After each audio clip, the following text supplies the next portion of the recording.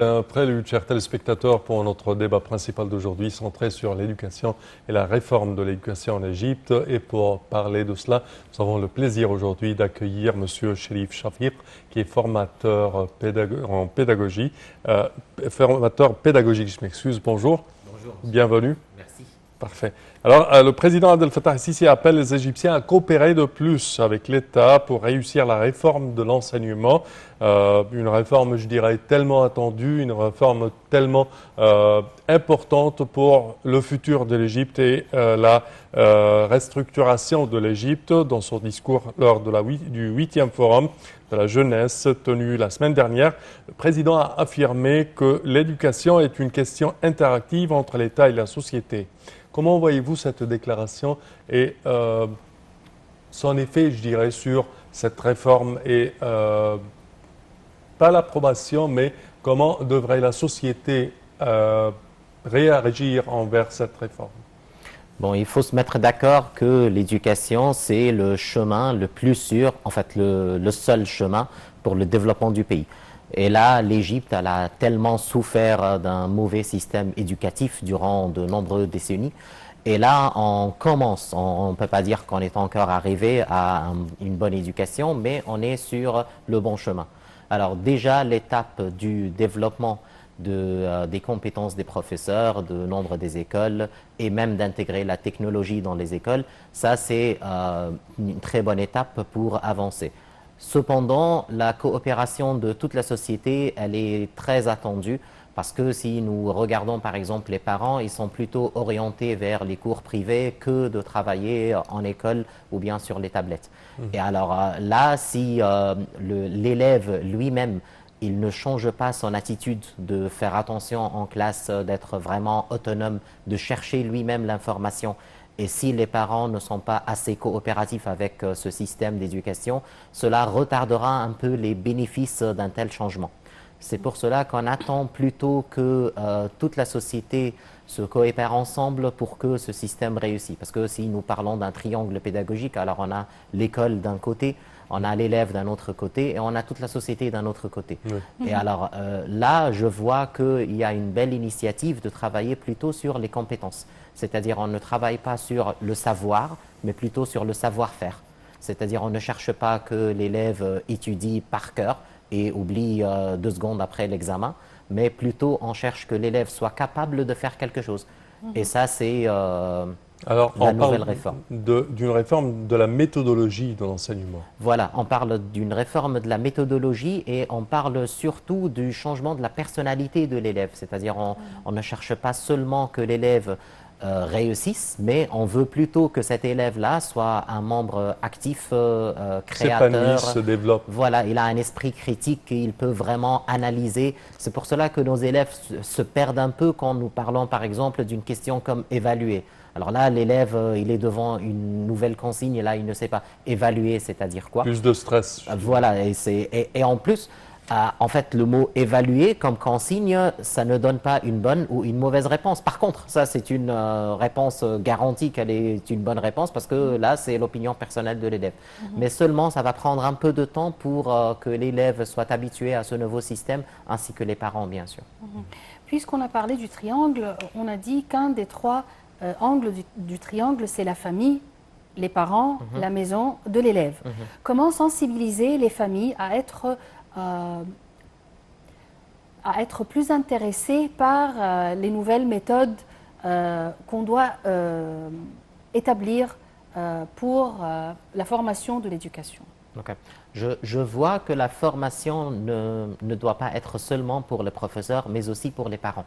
C'est-à-dire, si on intègre dans les écoles la formation des parents, comment étudier avec les élèves et surtout comment programmer leur journée. Parce que nos élèves, ils veillent le soir devant la télévision, ils jouent toujours sur des jeux électroniques, ils n'étudient qu'à la dernière minute, ils ne sont pas vraiment habitués à faire un petit effort mais quotidien pour que le progrès soit vraiment visible. Et alors là, nous devons contacter les parents avec des formations, même après l'école, pour qu'on intègre le côté pédagogique avec le côté de l'enseignement. Et là, nous serons capables de former toute une famille qui peut vraiment gérer cette nouvelle technologie dans leur maison, premièrement, et à l'école, deuxièmement. Je m'excuse. Si on parle de l'enfant ou de l'élève dans les pays tels que européens, par exemple en France, on trouve qu'il a une pratique dans certains domaines, que ce soit par exemple le théâtre, et il s'initie dans ce domaine à un certain niveau et il commence à étudier en profondeur, soi-disant. Cette initiative ou cette méthode d'enseignement n'existe pas en Égypte quand même. Le fait de s'initier dans un certain domaine, par exemple, que ce soit dans le cycle secondaire, et qu'il a par exemple une présentation à faire au bout d'un mois de travail, et il essaie de faire une recherche ou une présentation dans un certain domaine, alors il s'initie dans ce domaine d'une façon plus profonde que d'habitude pour un élève ayant les derniers cris de ce domaine, par exemple.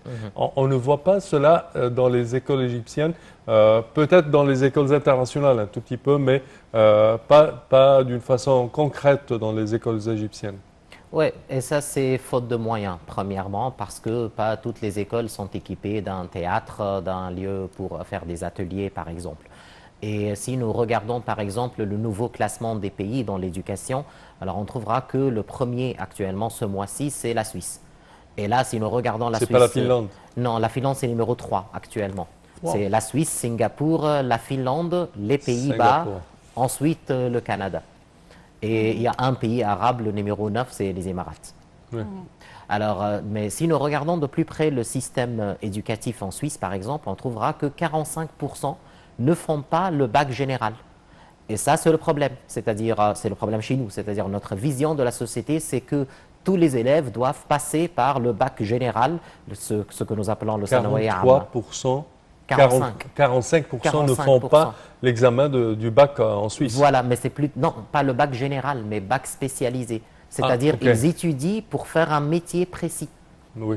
Ce qu'ils aiment faire. Un garagiste, un boulanger, voilà, un infirmier, je ne sais pas quoi. Comme il veut, voilà. Comme bon lui plaît. Et ça, je vois que c'est une très belle solution, très importante pour notre société, c'est que ce n'est pas nécessaire que tout le monde soit des docteurs ou des ingénieurs. C'est-à-dire, nous avons besoin vraiment d'une éducation d'une qualité spécialisée, soit dans le commerce, soit dans l'agriculture.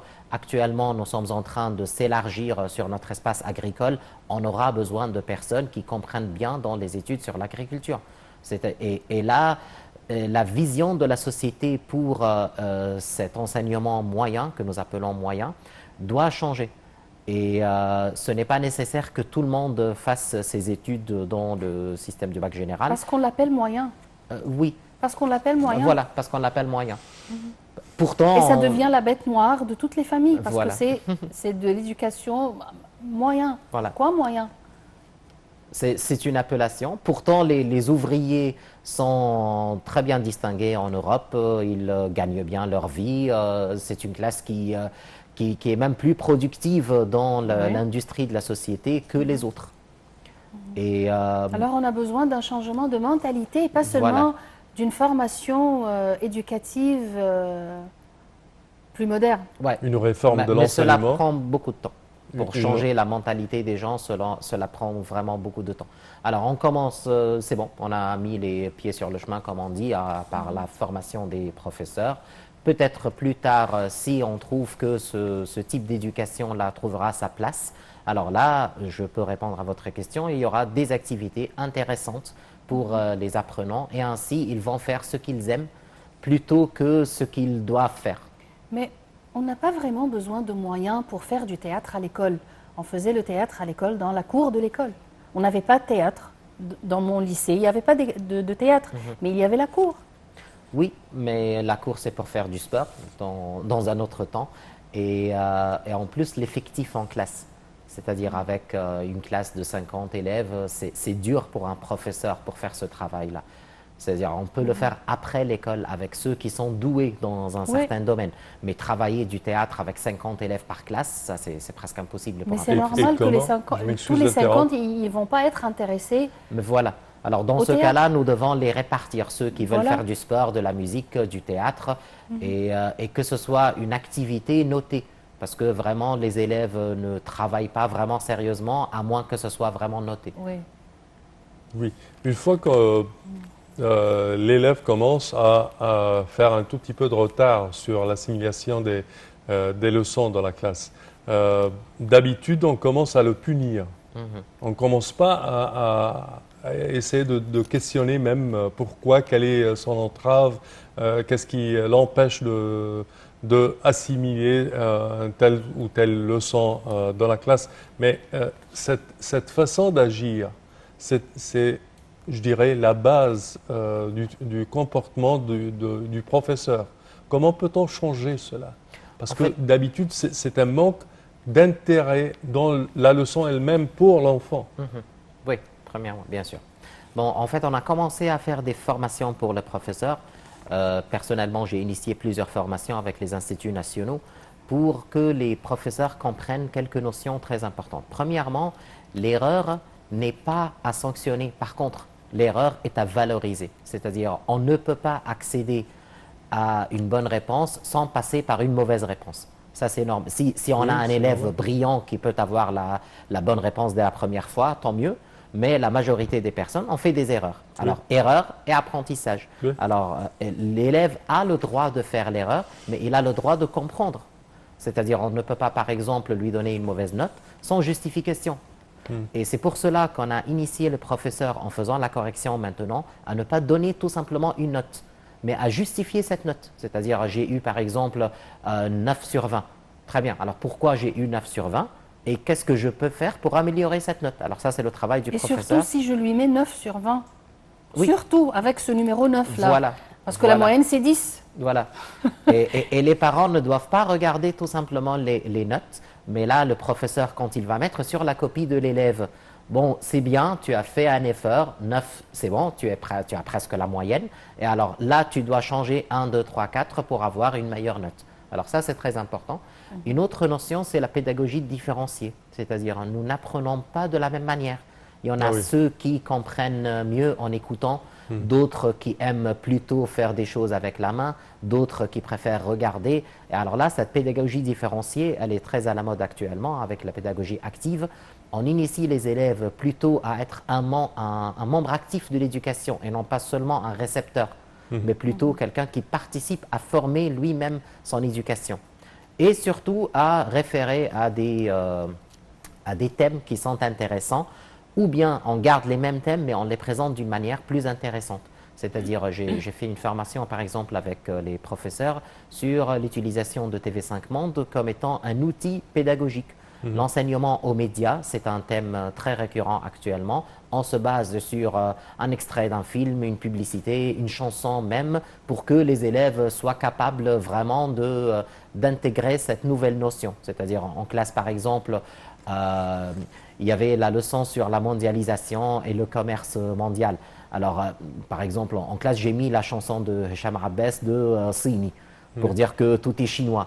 Et alors là, à partir de cette chanson-là, on commence à discuter. Mais qu'est-ce qu'il voulait dire par cette notion-là? Et pourquoi il a référé à la Chine?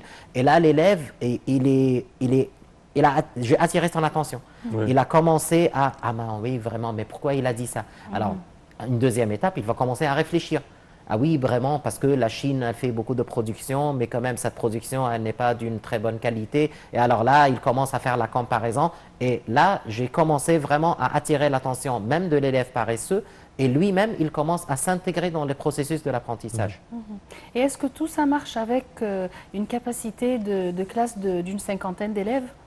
C'est dur, bien sûr. J'avoue que c'est dur avec un effectif grand dans une classe, mais on essaye plutôt de le répartir en groupes.